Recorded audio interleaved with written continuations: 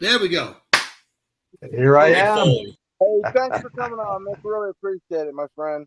It's my pleasure. Seems like you guys have a nice thing going on here.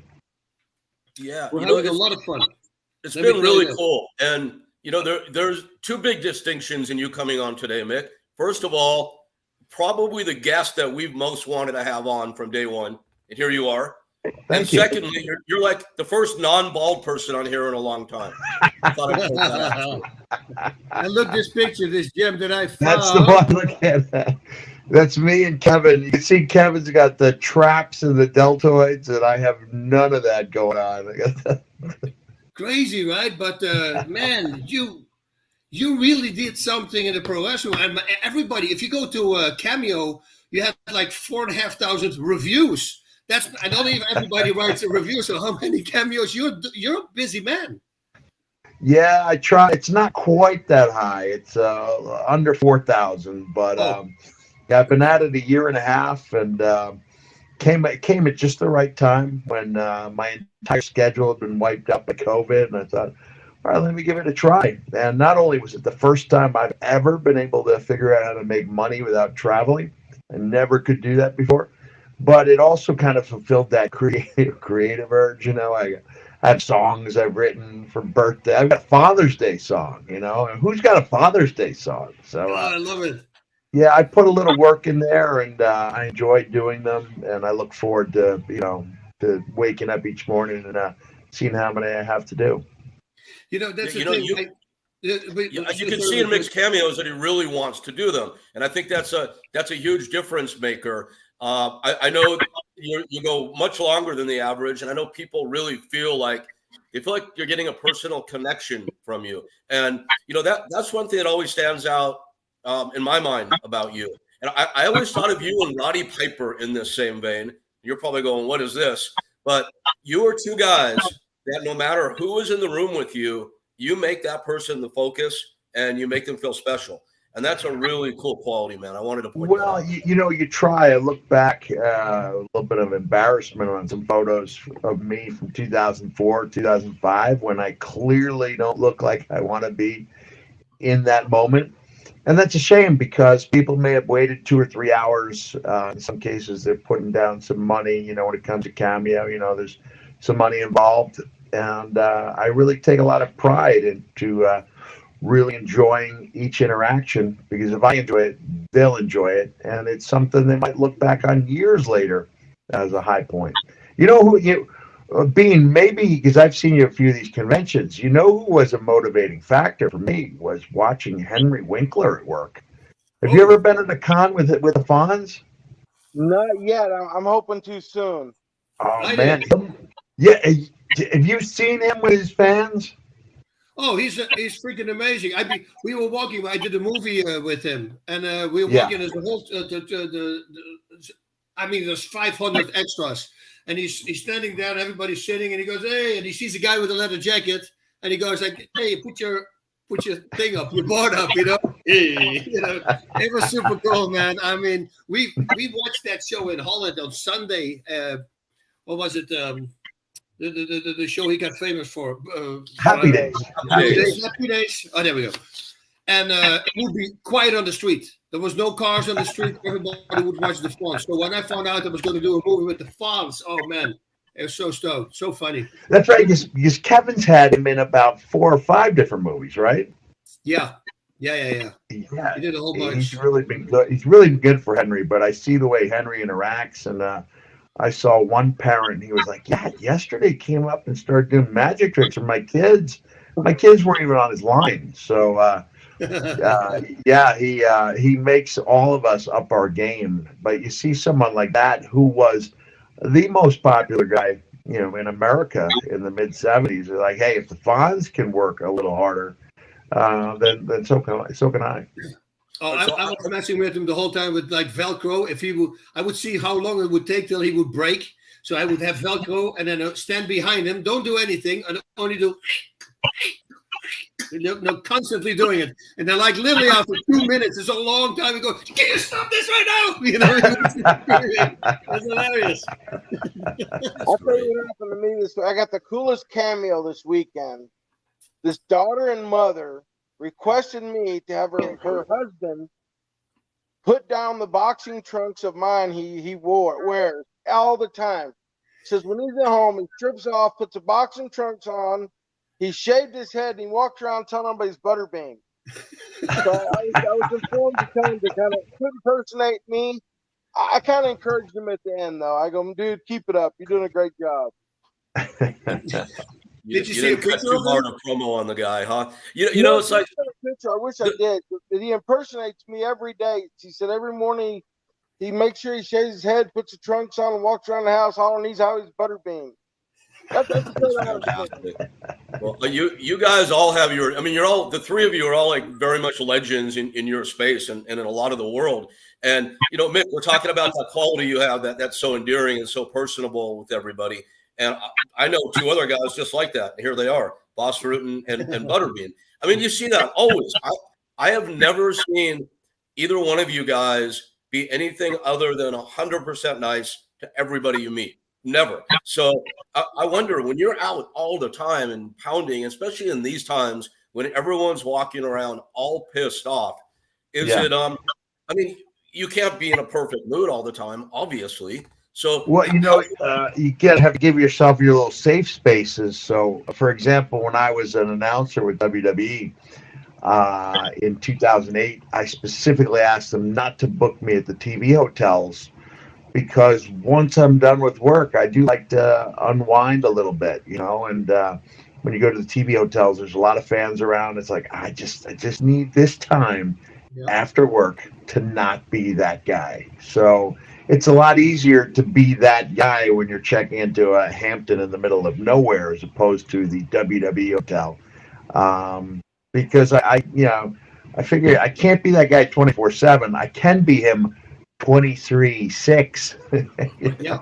So I think it's important to know it's, I guess it's like a fight in some ways. You play to your strengths, you avoid your weaknesses, and you try to put your best foot forward each time you're out in the public eye. Here's a somewhat related question for you, for all three of you, actually. You probably won't want to say, but what's your worst fan experience ever? Hey, I had kind of a bad one just a couple weeks ago, because I do this one-man show where I tell stories from my career, and we do the VIP meet and greet at the end. And this is me making up for all the dates I missed because of COVID. So I was doing 23 events in a 28-day period, and I got through it. I felt pretty good, physically. I wasn't sick. I guess if there's a silver lining to all this COVID, it's that people don't expect to shake hands now, so you're not hurting anyone's feelings. We don't shake hands, and it's just a lot easier to stay healthy when you're not shaking hands. It's a sad but true thing. But I finished up my VIP. I really felt great about that month, and then I was told that there was a fan out there by my car. And you guys have probably run into this, where you have the official collectors. They're not necessarily fans. They're people with official merchandise, and they always have an excuse as to why they couldn't go to the show. So I told the guy I would put him on the honor system. It wasn't fair to other people who had paid, but if he would make a contribution to a local organization, I'd put him on the honor system. And when I signed it, he was walking away, and I said, so we're going to contribute that money. He goes, don't worry about it. And it just put a knot in my stomach, because I've had hundreds of successful and really positive interactions. And then the last one was an unfortunate one. And I had to talk to myself, about not letting that ruin the it's like going to a football game and then hitting 2 hours of traffic. You have to remind yourself that you just had a great time, and that 6 months from now, you just want to remember going to the game with your kids, getting a nod from one of the players, and forget about the aggravation of the car ride. So again, it just about trying to be as good as you can, as often as you can, but understanding you can't do it all the time. Let's put that up with the website up on the screen so everybody can check that out. Yeah, I do have a bunch of shows in November. Pittsburgh's been sold out for a while, but I'm in Cleveland, Ohio, and um, Rochester, New York. December, we've got a 100% fundraiser in Atlanta for a group called oh man, how come NAMI, National Alliance for Mental Illness. So I was able to raise some money in September doing something I called the shirt off my back auction. I figure I did it one time in Australia, auctioned the rugby shirt I was wearing, and we made some money. So I figured we might bring in a couple $100 a night, but we brought in $15,000 in 23 shows. Oh, wow. All for one great organization, because that's, I think, something that we've all understood is really important right now. And it was also, unfortunately, to honor one of the women who I worked with, who struggled with her demons and lost about a month ago. Oh, wow. Uh-oh. That's not good. Hey, guys, the website's on the bottom of the screen, so if you want to check out mixed dates, you might get a time near you, so check him out. What do you got on the 29th of October in Knoxville? Oh, I'm doing something called the Fanboy Con. It's at the Knoxville Convention Center for 3 nights. It's always a good time, and you throw in that Halloween vibe. There's a nice cross section of guests there, so it'll be a good time. I think the pro wrestling world is really strongly represented on this one. There's like 6 or 7 of us there. Yeah, it should be a good show.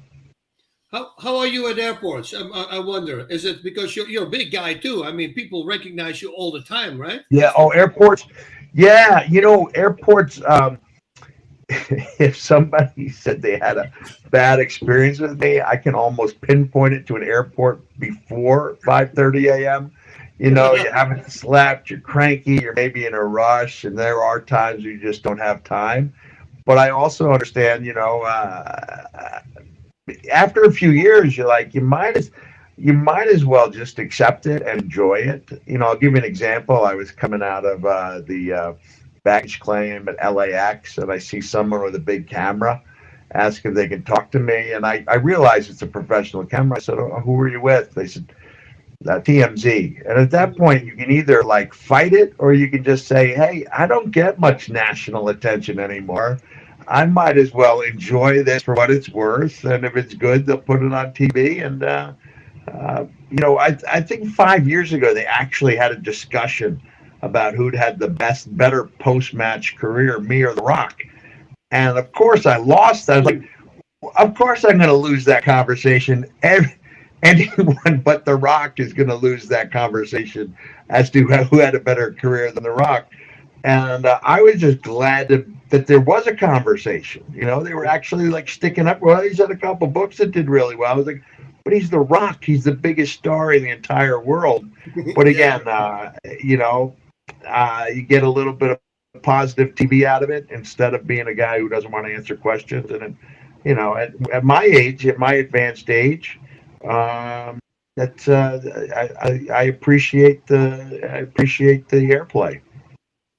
That's beautiful. So, Mick, I want to go back to what you were talking about a minute ago with the money you're raising for this nonprofit. So, as you said, that's a point of emphasis these days, mental health.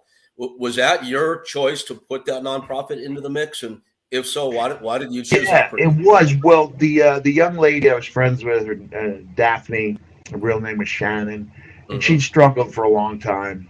And she, she went on Instagram Live. She was, talking about ending her life, and then the next morning she did. And I saw that her mom was asking people to contribute to NAMI, the Georgia chapter, and that was the inspiration. Like I said, I was thinking, okay, by the time I started doing them, I guess I was on the 7th or 8th of September. So I thought I got 21, 22 shows. If I can raise, $2,000 a night, $200 a night, that'll be $4,000. And instead we raised 15. And so I'm going to try to do that everywhere I go, with the exception of December 5th. I'll pick out a different organization. Last night I was able to raise $520 for a guy named Jimmy Rave, wrestler who lost both his legs to MRSA, 2 amputations, looking at $100,000. medical bill. So obviously $520 is a drop in the bucket, but at least Jimmy knows that the wrestling world is thinking of him. So that's what I'll try to do every time I go on stage. I'll find a good a charity, probably coming in to the holidays with me and my Santa background. I'll probably just look for local organizations that help children in need at this time of year. So do you go out and put your hands on that too during Christmas time? Do you get out into the community and? Yeah, well, this is the first year I haven't had the massive beard. I've been portraying Santa for the last 9. There are no kids listening to this, are they? Very few kids. Go right ahead. Yeah. I usually grow the beard out the whole day, if the whole year. If you guys want to get a laugh and Google Bill Murray and Santa Claus, and you come across a photo of Santa reprimanding a very naughty Bill Murray, that guy would be me. So I love doing it. I've never done it for anything other than volunteer work, but I do it, the best I can. Do the best job I can portraying that guy. And it's going to be a shame this year when I don't have the beard, but I figure I can still get out there in the community with what's known as a theatrical beard and do a nice job that way. That's great, man. And I have to say, Santa Claus notwithstanding, you look much better without the big beard. I do. I agree with you. The thing was, it was just too far to go for like 20 days, 20 days of volunteer work. That, like I said, I can do almost as well without growing the real beard out. Sure. There's none of the Santas we see on the silver screen, or very few of them at least, are real bearded Santas. Yes. Sir Richard Attenborough was with the short beard, but Paul Giamatti did a great job with a theatrical beard, and Tim Allen did a great job. Ed Asner was a great Santa with a theatrical beard. So I think I'll go that route. Company. And you know what the best news? The best news, probably, Mick, is no one's going to mistake you for Tank Abbott anymore either. And that's probably the best news. And Tank, if you're out there, I love you. Sorry. Last time I saw Tank, we've had a lot of people comment saying thank you for what you're doing for the people mentally ill. Oh, it's good. It's yeah, it's one of those subjects that doesn't necessarily need to hide in the shadows anymore. So I think the pandemic opened up a lot of people's eyes to, what it's like to struggle. Life was hard before the pandemic began, but, now you get people who can't, we're supposed to be social beings, and to be away from friends and family and feel like nobody's out there for you just compounded. I knew going in, because of organization I'd worked with, that domestic violence was going to pick up. Problems like that were going to become much more exacerbated, because you have people who may be at odds with each other, but they could at least escape the house, and now they're all so it was a tough situation, and loneliness almost became its own its own pandemic. So I think it's great that we're more willing to talk about mental illness these days. A question, right? And I want all of you have the same thing, because you were talking about being social beings and charity and all that. Do you guys have the same effect that when you post something, for instance, I did a charity event last week, and that's every time when you do a charity event, there's not a lot of people clicking on that, not a lot of hearts. Like I post a picture with a baby with a gun and a cell phone, and it says there's no reason that he should have a cell phone at that age, like funny, boom, and he gets like 20,000 hits. But then you post about something to help people, to get money, charity, get homeless people to help, and you get like 500 likes. I go, what's wrong with society nowadays? Why will people do that? That makes no sense. You know what I think it is, boss? It goes, remember when Mary Poppins was talking about the spoonful of sugar to make the medicine go down? Yeah. You need something along with that brings people. I think people will do the right thing if they're encouraged, like with a dangling carrot, For me, when I was able to raise some money for like what I was calling the WrestleMania Dream Event or Dream Auction, because people knew that I was really trying to raise money for groups. Couple different groups who raised some money for over the years, but they also saw the wrestling side of it, that it was the 2 tickets from anywhere in the world, the Mania, and then I kept throwing in like, a meet and greet with this person and lunch with Lynch. Becky Lynch would do lunch, breakfast with Banks one year. Sasha Banks, joined my winners. And so people they got into the spirit of giving, but they don't get in there all on their own, if that makes sense. Because I've had to tell people in direct messages, look, I'm really sorry, but I just can't, take up every request, because then my stream becomes a lot of sorrow and nobody's really donating. Maybe $10 are raised because of just one tweet that asks for help. So, boss, I would say if you could find a UFC twist, MMA twist, and present it as something people should be doing, it's hard. It's difficult. Yeah, no, but that's good. I'm going to take that advice because it's true. You need something that catches the attention right away, and then maybe just talk about it. Maybe just be honest. I mean, because if people see it, they don't realize it. Maybe I always think maybe it is because you're doing 100% goes to the charity, and people probably always think, they probably pocket some money themselves. Yeah, and maybe that's the reason. You see what I mean? But then I wouldn't say 100% goes to it. So yeah, but make it a special thing. That's a good idea. Or if you have if you have an image like the one you talked about with the baby, the gun in the phone, and you feel like it might do well, then put that in your first 2 lines, and then throw in a little, hey, if you get the chance to check out a good cause. That way you have so many more eyeballs on it, 20,000 as opposed to 500. And if people are sharing, then you get your word out slowly but surely, I think. Nice. And boss, me and Mick and Bean would all like you to text that photo to us because we all want to see it now. Hey, Bean's down. Bean, what happened? Butterbean. The match you're most proud of. I mean, people want to know, what's the match you're most proud of? You know what? This is one of the stories I really enjoyed talking about on my tour, because it's not one people even saw or remembered. It was January 10th, 1995 with Terry Funk in Japan. And that's where I started seeing Boss, because you were doing the Pancrase at that time.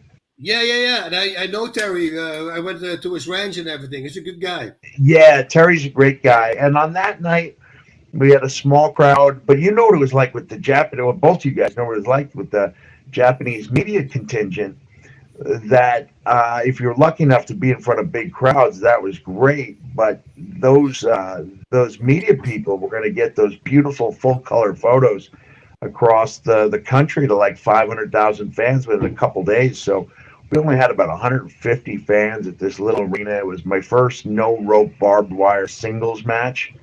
And because Terry would wrestle with the Japanese, he would dress with the Japanese wrestlers. He was like part of the culture. Like they were on that night in Guma, Japan, which is a little prefecture they call about 90 minutes outside Tokyo. I didn't even get a chance to see him, let alone talk to him. So you're just trying to put something together while you're there, and we turned in something special that night. Crazy match, and Terry's out of his mind anyway. But it was the one I'm proudest of because there were so few people. There was relatively little money at stake, but we thought we were building the foundation to that promotion on that night, and that's why I'm so proud of it. Was that FMW, Mick? No, we were like a competition to FMW. IWA Japan was competition. Yeah, IWA, sure. Yeah, we had a good crew of people, but I thought with Terry there, I get a chance to run with the ball as far as I could, and that promotion treated me really well. Yeah, I know the match and I've seen it. I just couldn't remember the promotion. And Bean, if you want to watch something that's truly something to behold, check that match out. It's Right. it is some off the reservation stuff, man, but really, really good. Every time I go home and I go on YouTube, it's YouTube suggests a new Butterbean match for me. So, sometimes when I can't sleep, I'll just go down a rabbit hole and I watch 6 hours of 1970s boxing, and like Foreman and Ali and Ken Norton and Ernie Shavers. And then sometimes, then they'll suggest things. And so I'll watch different disciplines against each other. And Bean, you get suggested to me almost every time I go on there. Awesome. And I want to, for the record, I just want to make sure that everybody knows that I beat Terry Funk in a steak eating contest. Oh, did you do the one that the one in Amarillo that has that restaurant has that huge steak? Jeez. Dude, I wanted to be on the wall, but you know what? I had 5 fries left, and you had to eat everything on your plate. And 72 ounce, you have no clue. I said, who's not going to make it is going to be a pussy. And halfway down, he goes, I'm a pussy, I'm out. I go, now I got to go. So I kept going, and there were 5 fries only. And you couldn't do it, huh? Look at that, Mick. Boss wouldn't even put Terry Funk over in his hometown of Amarillo. Wow. See, that's the kind of guy I am. That's all right. That's all right. You're a very competitive man, Bas Rutten. We all know that. Speaking of which, here's an utterly bizarre question, but I'm going to ask it anyway, Mick. If you were a promoter, who would you book to win a 3-way dance between Bas Rutten, Butterbean, and Mankind? Oh man, well, you mean in our current states? Maybe in your primes. I think if Boston runs around for a couple minutes, me and Bean are going to drop on him. So well, this is an unusual question, but I will dare say that 2 of the 3 people, 2 of the 3 of us you mentioned would be more real than the other one. So unless Mr. McMahon had a definite say so, I would say I would not fare too well with these 2 gentlemen. All right. Well, you're the promoter, so you have the book on this one. All right. Okay. All right. In that case, Foley goes over. Easy. Yeah. Strong. I have to look strong. Like I said, this is my COVID-addled brain coming up with these questions. So pardon me. I'm not usually that out there. But well, I had an awesome day today, guys. Let me tell you what happened. My package come in today. I got it installed. I'm just waiting for the morning to try it out. My bidet arrived. Whoa, really? My bidet, I'm the commode. It's warmed. I got the warm water. I'm set now, man. I'm hooked up. I've been looking for one for a while. You're not going to leave that room for hours on end, are you? Mick, we cannot do a Talking Tough episode without some mention of Butterbean's bathroom habits. You have to know that. It's part of the gimmick at this point. He pushes babies out. That's what he's doing. But I'm fascinated that you actually bought a bidet and had it shipped to your house. That's great. I bought one from the camper too. Don't think I didn't. I bought one from an RV also. Of course you do. Warm water. I hope warm water. Of course, yeah. Okay, good. It's important. That's admirable. You do that, yeah. That's we're all speechless. Bean, you've rendered us out speechless. We don't know where to go from here. Last year we done these calls, Mick. It's me, Boss, Rick, and other people. We just bullshit about what's going on and things like this. It's kind of where this show come from, because people want to know, what's going on with our lives, our ups and downs and our struggles and different problems and great things that's happened. So that's kind of where the whole show started, I believe. Yeah, that's a great idea. I appreciate being on here. Yeah, we do talk, as you mentioned before, everyone's going through tough times. So we do talk a lot about vulnerability. Because, we all come from these, I guess, for lack of a better way of saying it, these sort of like tough guy worlds where, people from the mixed martial art, I'm pointing at my screen. It may not make any sense to you guys, but Boss, mixed martial arts, Mick, pro wrestling, Butterbean, boxing. And it's a show. I mean, look, I know the reality of each, so don't take that the wrong way. But the show is the facade. You're always in character. You're always tough. You're always on. Yeah. And it's been a blessing to get to talk to guys like yourself who get real. And, if you follow the comments on the side of the screen, I don't know if you can see them or not, and the messages that we get, it's really resonating with people. because they're realizing that everybody's in it and everybody has a way out of it. And that's the message I'm getting from you as well from the moment you came on. So thank you again for participating. And my pleasure. I mean, both you guys have probably seen men and women whose entire, not only their lives, but the entire way they think about themselves changes with a devastating loss. And some men and women shrug it off and just realize it's part of life. And then for other people, they're never quite the same. And that can be a devastating. For some people, it's devastating because a real bad loss can change their livelihood. For other people, they could just never come to grips that somebody on that night was tougher or better than them. Yeah. Crazy how that Yeah, goes. my first loss was at Madison Square Garden. I went outside and I got mobbed by people. It picked my spirits up a lot, but there was a kid in a wheelchair that couldn't get to me. And it took almost an hour and a half to get to him.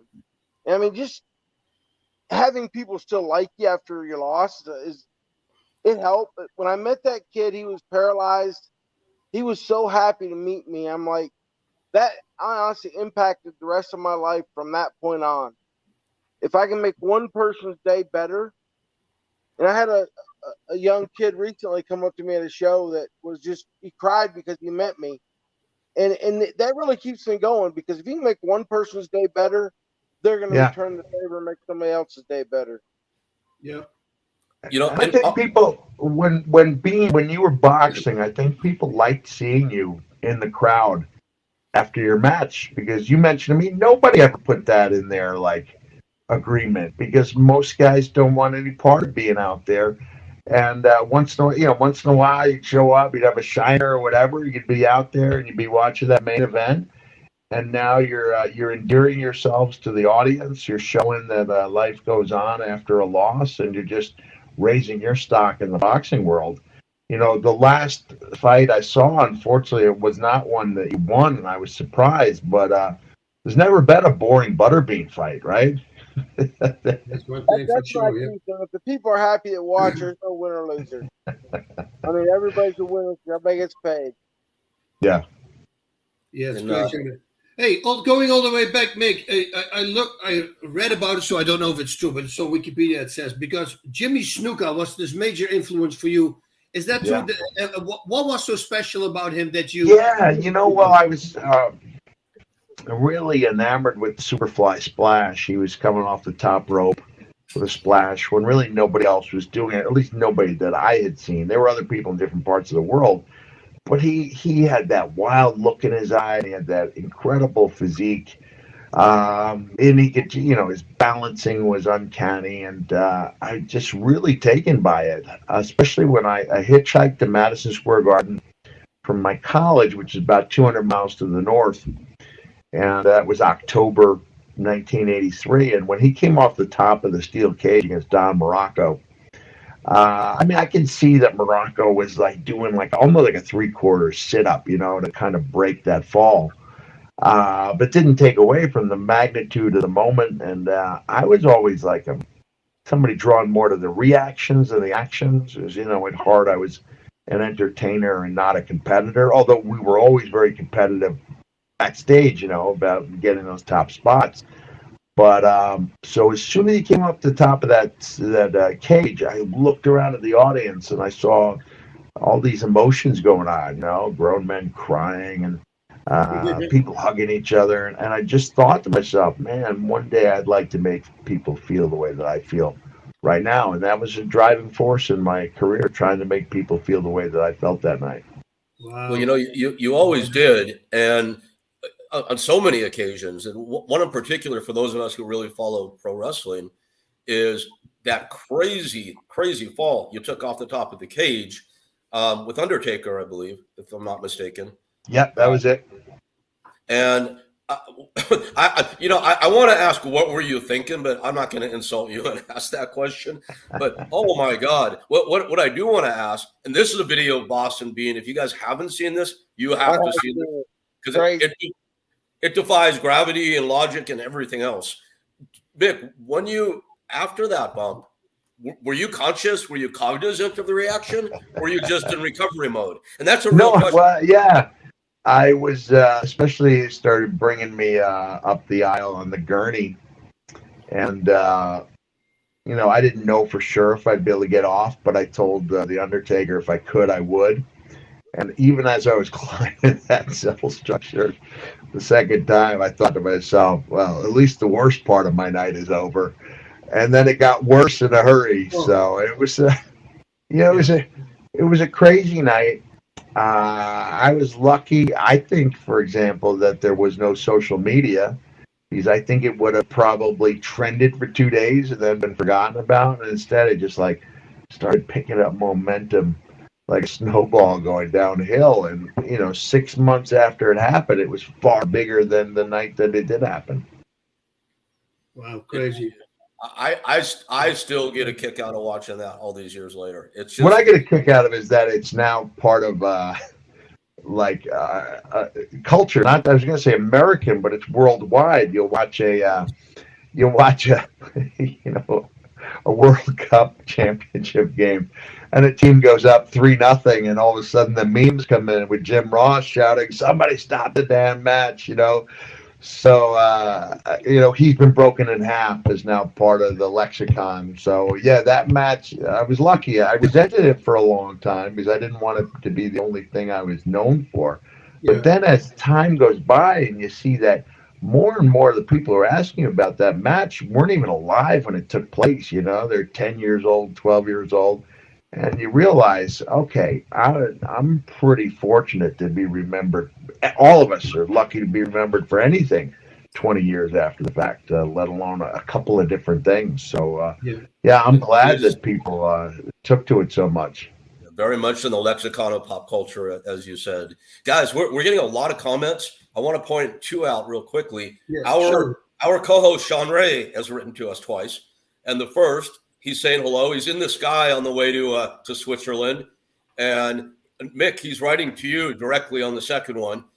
Hey, Mick, you're a true warrior. Love your story, grit, fight, and most of all, commitment to finish strong. All the best, big guy. And that's from our co-host, Sean Ray. So I wanted to. Very nice. And what's he going to Switzerland for? Is that where he lives? Sean is, I don't want to get it wrong, but it's going to have something to do with his business. He's got a very successful business now in the supplement and accessories world tied to pro bodybuilding. So I'm sure it has something to do with that. Okay. I don't know what it's. Or he's commentating a big bodybuilding comp, something there. Something, yeah. Or he's opening a Swiss bank account. There you go. So many of the comments, we're getting it's pretty interesting, Mick. It's the design of the show is kind of like half war stories, from famous people like yourself, and then half getting into the real stuff. And if you look at the comments today, they're right down the middle. You're getting a ton of comments and questions, but there's also a lot of stuff on people, being challenged and what to do. So I want to go back for a moment. And I hope you don't mind if I make it serious again. Being you and Mick both talked about, being of service and putting smiles on people's faces. You guys are in a unique position to do that, which is great. It's such a blessing because not everybody in your position takes advantage of that and gives themselves the way you guys do. So thank you for that. What I want to talk about is what can the average person do who doesn't have fame or, doesn't have a network? I used to preach, for example, just be nice to the first 5 people you walk into today. That'll make them feel better. It'll make you feel better. Pretty simple. Pretty simple stuff. Yeah. But what can the average person do to brighten their day and brighten someone else's day? Well, I do believe in service. And plus you meet some amazing people when you volunteer for something. So, and then you find, it's hard to find someone. Like my son is 29. He is a writer for WWE. It's almost impossible for him to have a social life. So, if he could get out there even for a couple hours a week and do something with like-minded people, he's likely to find something that, interests him, some way of giving back, and he's might just meet the right person. So there's a lot of great organizations that deal from everything from food insecurity to depression to building houses, and this year represents the 30th year that my wife and I, or 2022 will be the 30th year my wife and I have been sponsoring children overseas. And so I'm going to try to put some money together for a big, when I say big, I mean like a 2-classroom school, not big. But so that's what I want to do. But anyone else they can sponsor a child. It's easy. There's no shortage of ways to help somebody out, Rick. And like you said, it doesn't have to be too complex. It doesn't even have to be 2 hours a week of volunteering. It can be writing a letter to a child every 3 months and, making that child's life a little better. That's great. And I would encourage anybody out there that needs a boost to find a local organization where you live and go do something for 2 hours. Like Mitch just said, sorry guys, it'll make all the difference in the world. Bean, what do you? Karma does go good. I mean, karma has a lot of strength, folks. So you do good for somebody. I believe that. Yeah, it does. Yeah. I'm telling you, if you spit on somebody, it's coming back at you. Yeah, you know what we do? We feed the homeless like every last Friday of the month, and we go there to you go. and listen, it changes you because you see the homeless that normally you're on your phone, you're moving away from them, but these are regular people, and just even we bring them food and water, but I think the most important for them is that we just talk to them, and then you see them coming to life, and it's just regular people. It's like it's not what you think. You think, oh, this guy, he's weird. It's not. They're really great people. They start recognizing you now. Hey, man, what's up? I've been all come together. It's something, man. It really does something to you because the first time I did it, I go, okay, I'm going to stay in this because this is really cool because it's good for you, but it's especially good for them as well. Absolutely. They say that charity is not altogether altruistic. It's partially selfish. And that's not a bad thing. It's a good thing because anytime I'm of service, it makes me feel great. So you definitely get something out of it.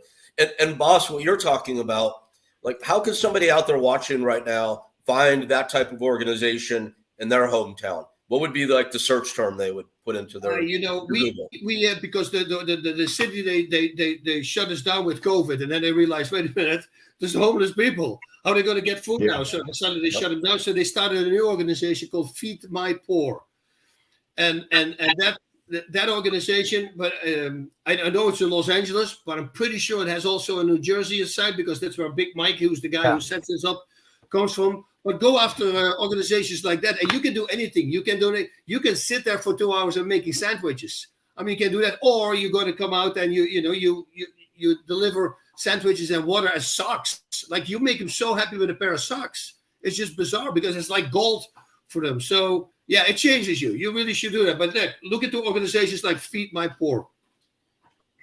Beautiful. And you can also go to the Humane Society in your city, and you can wash dogs and walk dogs. And it's like the greatest thing ever. Talk about being happy for a few hours and helping some people and animals out. Anyway, just ideas. See, this is the family logo, right? And it says FAMILY, and it says "Forget about me, I love you." That's where it stands for. So let's forget about us and let's start helping people. And that organization's been there for a long time. And again, that's Big Mike, the guy I was talking about. And it's inspiring. I was with Byron Scott last weekend. We were for raising food, and we went to a Jim Mission Bay Thai boxing. And we did a seminar. I taught a seminar there 4 weeks ago, and I said, okay, we're going to come back last weekend then, and we would like to have like socks or whatever you have to spare, cans or beans, whatever it is. And man, I walked into the gym, and people, it was insanity what they got together, and a lot of these guys started signing up because they want to come help now feeding the poor. But I mean, one guy had a connection with shoes, and he had like 4 boxes full of these beautiful sports shoes that he got from some company to give to the poor people. You see, so that's cool stuff, man. That makes you feel good, and you're helping people. That's no matter what you said. It's for both of you. Mick, any travel plans for the holidays? Now that we're talking about this, helping people that probably can't travel, what do you have coming up in your life that's exciting? In the last several years, I would take off the entire month of December in order to do my Santa volunteering. Last year, though, it was clearly a different year, and I got COVID. So I couldn't even spend the holidays with my family. I was in a hotel room. Luckily, I had not only the cameo videos, but I had about 50 Santa videos that I did for friends and family. So I stayed pretty active. But this time around, I'm doing a couple of events in the Southwest. A guy named Eric Embry was real good to me when I was breaking into wrestling. I was only in my third year wrestling when I got a chance to wrestle for World Class Championship Wrestling out of Texas. And, his belief in me was really a big factor in my career. So I'm going back there to help him do a couple of my own events in neighboring cities. And then I think I'm going to go see my mom on Long Island for a few days and then head back with the family and enjoy hopefully a fun and, memorable Christmas in Florida. Nice. Boss, Bean, any big plans in the making? No, for me, you go. Going every weekend I'm somewhere trying to have fun and meet people and enjoying my new camper. I love it. I just bought a camper. I don't have to stay in hotels anymore. Well, now that I know you have a bidet in your camper, whenever I see you one of these cons, I'm gonna want those keys right away, man. Not a problem, Nick. Anytime. Hey, Rick, Boss, y'all should be kind of feeling left out. Mick actually has a couple of my ink pens I made. I do, man. What a great hobby. Yeah, it's a great. What did you make? Shop next week doing ink pens and then making some more stuff. Well, okay, go back. What did you make? Oh, you've never seen Butterbean's handiwork before, Boss. It's amazing. His razors and his ink pens. Bean, tell him, please. I make ink pens out of anything from alligator jawbone to woolly mammoth ivory. Oh, pine cones. Great. I mean, I'll have Libby out in the yard picking up pine cones. She hates it, but it makes an awesome ink pen. I'll have to get you one, Boss. I love it. That is so awesome. And that might be the single best quote ever on Talking Tough. I have Libby out in the yard digging up pine cones. She hates it. We got to remember that. Just get that. Do we because Mick, we need to know. We all every week we talk about something that really impacted our lives and how we got out of it. Like for instance, I had an OxyContin problem, and did you ever have anything that really got you down and it was like you hit rock bottom, and how did you get out of it? Wow. Yeah, I did. I had some trouble.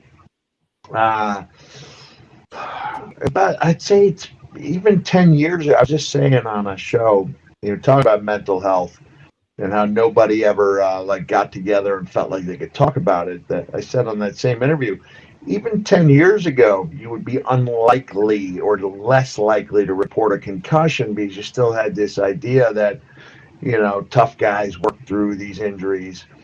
And so it took me a while to realize that it didn't take much for me to see stars anymore. Like in the past, if I really got my bell rung, I'd be able to see okay, that's what happened. This super kick was a little too hard or whatever the case may be. And I started noticing that I couldn't even identify what was causing the stars. And then it's like, it's kind of sad when you're like, oh, it's not them, it's me. Yeah. And I'm just not the guy that can take this stuff anymore, So not only do you have to then realize you're not the man you once were, but now you realize you kind of have that submerged feeling that people who've wrestled with head injuries have, like nothing feels quite the same. And it had me kind of down. And I was looking for something to make me feel the way I used to feel when I was wrestling. And I know most people are not interested in my Santa work, but it really meant a lot to me, like to find something else I could throw myself into. And I was like, well, I used to create characters, but instead of being tougher and wilder and braver, this new character is more patient and he's kinder, gentler. It's like, I think I can do that. So that was my way of working my way out of it, finding something else that I really enjoyed doing, finding a different character that I could portray. And then, we were talking about being that child, like I had this incredible interaction with this little boy who'd just gotten out of the ICU because of non-Hodgkin's lymphoma. And I went over his house on Christmas night, 2017. And I thought, man, if I ever had like a list of the best performances of my life, that would probably be at like number 3 or 4. And there was only 5 people in that room. So you realize that you don't need 15,000, like Bean, I bet, when you put something together out of a woolly mammoth's jaw, it's pretty, it's pretty invigorating, right? Like a lot of pride in that type of thing. When somebody sees it and wants it and buys it and just they're like so enamored with it that's how much they like it. That's that joy. Yeah. Meal and somebody tells you how good it was. It's like a great feeling when you can produce something that somebody else really loves, or the artwork they call it. Yeah, I'm just having fun, but they call it artwork. But it's awesome. Yeah. I envy musicians because they can continue to do what they love and they can get together and do it. And once you're done with wrestling, you can, of course, you can not hang around in a negative way, because there's a lot of outlets now for people to continue to make a difference. But you can't get in there and wrestle like you used to. And for you guys, you can't get in the ring and the octagon and do it like you used to. Musicians can still jam. So I think we have to find things that make us feel like we're jamming, and that we're using, if not the same skill set, then maybe utilizing something we learned about ourselves while we were doing what we do in order to do something different. And believe me, Mick, if I could grow a beard, I would make a great thing. I already got the I've been thinking that all show long, Bean. I've been thinking that all show long. I can see you. Oh, you got it. All right, Mick, we got to hear your ho-ho. Come on.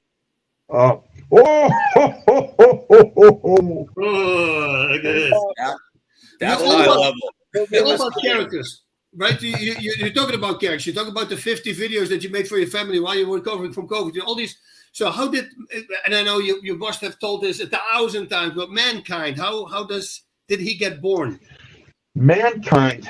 Oh man. I've got the mask here with the hair from my cameos. Oh, so nice. Put that on, and I just 3-time WWE champion Mankind. I defeated Dwayne "The Rock" Johnson twice. Have a nice day. So I'll sing "Happy Birthday." I've got a bunch of different songs I say, not just "Happy Birthday," but things I've written. I hated that character because the mask was so. And at the time, I didn't need hair. I had the long hair for so many years. But it really constricted my breathing with the leather underneath the nose. Like I needed all the oxygen I could suck in anyway. But it came about, boss, because Jim Ross, the announcer, was a big advocate of mine. And Mr. McMahon was never interested in me. He didn't think I looked like a star.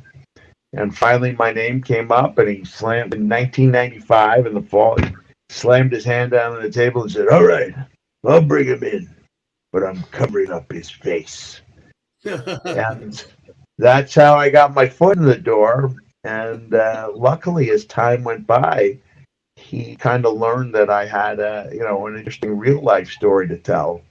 And so I was able to inject a lot more realism into that character. And it really was the best thing that could happen to me. The stuff that Mankind did with Dwayne Johnson when he was my opponent, later as my partner, was really fun and memorable stuff. And, luckily we were taking people's minds off their problems, and they still remember some of that stuff we did 22 years after the fact. Beck, you mentioned that. So you got to really invest in and create the character to a different degree than initially envisioned. And I remember watching it, and I come like equally from the movie world as I do the pro wrestling world. And I always see the similarities and the differences between the two. And, I remember being a big fan of The Missing Link. And Yeah. you know, back in the day when characters were really over the top. And Mhm. but all that said, and with all due respect to Dewey Robertson, who was a great pro wrestler, I never for a second believed that the missing link lived in a cave and ate raw meat only exclusively. Never bought it. Now, with you and Mankind, of course, I was old enough to know better. And I know the way the business works, but I believe that character. It was very, very real. And you know, my question is like, you just threw the mask on and you went into you did the voice for a moment. But when you really got into character, did you feel like you were acting, or did you become that guy? Yeah, that's a good question. You know, most of the time, you're doing your very best to portray a character, and you're hoping for those few golden moments where you feel like you are that character. So you're not even thinking about what you're going to do. I didn't know, for example, that I was very verbal in the ring. I would know by watching it. Verbal, like I made a lot of noise, and I had no game plan to do that. I didn't realize I was doing it when I was in there, especially as Mankind made a lot of noise. I guess in this way, especially some of the female tennis players, you know, they can be very verbal when they're playing, and they don't necessarily realize it's just what they do. So yeah, I did try my best to, you know, give an authentic performance, and there were times, Rick, where I felt like I was that guy. Yeah. You could argue that a lot of wrestlers they get to a point where they don't know where the character ends and the real life begins, or vice versa, and that's not necessarily a good thing. But it is good to really disappear into that character so that the fans can't tell the difference. Yeah. I agreed. You know, and I do think when you go home to the wife and the kids, you probably don't want to be Bastion Booger, but if you're but if you're that while you're working, then it's a different story, I suppose. Yeah.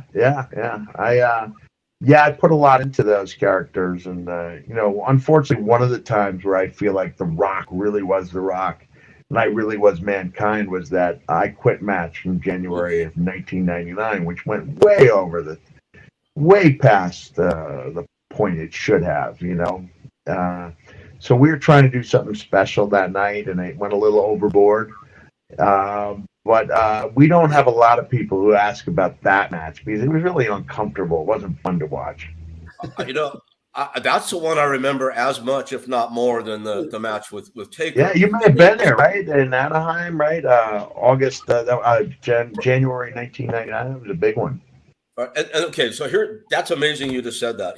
I'm going to ask a question, and it's a little sensitive, but I feel like it's okay to ask it. So you remembered the date, and I remember when I first met you, we were on set somewhere in some weird place in Hollywood, and you brought something up that was like so detailed about my past. And I'm like, how the hell does this guy who's a star even know who I am, let alone these details? And it's always struck me, Mick, like how your mind works in that regard. It's uncanny. And here it's like this genius where you don't forget anything. And the genius forgot to plug his tablet in. I'm plugging it everywhere I can. There you are. I've got less than 10% left, so you might have to say goodbye to me in a couple of minutes. let me get the sensitive question out real quick then. Let me get this. Mick out on Cameo for sure. Yeah, thank you. I want to get if you're looking for somebody for Christmas, it's a pretty good way to go. An awesome Santa. People love you on Cameo, but I want to get this sensitive question in while we still have Mick, and it's this. Sure. Now that we talked about that and how well you remember and how smart you are, I think about that match. Boston Bean, I don't know if you're familiar. Mick took metal chair shot to the head as hard as a rock could swing, unprotected, over and over and over again. And the video of his family being there and watching it is hard to watch. Mick, do you worry about what might happen down the road? Because clearly nothing has happened yet. It's amazing. I do. Yeah, I do. I do worry a lot. I think we're all in the same boat there. You wonder, everyone, well, yeah. You've seen like that. I think the saddest of all the 30s is the one with Tito and Chuck, right? because people could see that Chuck had lost something before he realized he lost it. Yeah. And likewise, you go back and you watch that one documentary where Ali's getting ready to fight Larry Holmes, and they should have realized. You compare his verbal ability before the Holmes fight to the way he was so animated before all those classic fights in the early '70s, and they have Frazier and Norton and the one where he won the title in Miami and Lewiston, Maine against who did he beat? Sonny Liston. Sonny Liston, yeah. Sonny Liston, yeah. I even when I twice when I've gone through Maine, I've stayed at the Fireside Inn that Ali stayed at, and actually paid the extra $20 to stay in the same room. But going back to that documentary, like he was slower with his words, and you look back and you say, why couldn't they have realized that? So, yeah, it's hard to make that decision before. It's hard to realize you lost that step before other people realize you lost it. It's tougher still for a wrestler because unlike baseball, basketball, or anything to deal with MMA and boxing, like once you've lost that something, you're never the same person again. But in wrestling, guys go on to do even better because they can control the crowd and work a match in ways that they could not do. And I mean, in a more positive way than when they did have 100% of their physical attributes. And so it becomes really difficult to convince a wrestler that their best days are behind them because we all think we have one more great match left in us. If that makes sense. Yep. 100%. Perfect sense. Well, I'm glad to see, Mick, that all the way down the road here, how well you're doing. It's like heartwarming. It really is. I don't know what else to say. Great to see you doing so well and so healthy and making me feel dumb by comparison. And that's the good thing. So, thank you. Well, again, I wasn't so smart that I didn't know my tablet was under 10%. Yeah. I want to personally thank you for coming on. I've enjoyed spending time with you tonight, and every time I see you, I enjoy seeing you. So, hey, thanks, Bean. I look forward to seeing you at the convention soon. Boss, Rick, thanks for having me on. Have a great night. Thank you very much for coming, okay. man. Awesome. Say hello to Kevin and Scott for me, all right? I will do that.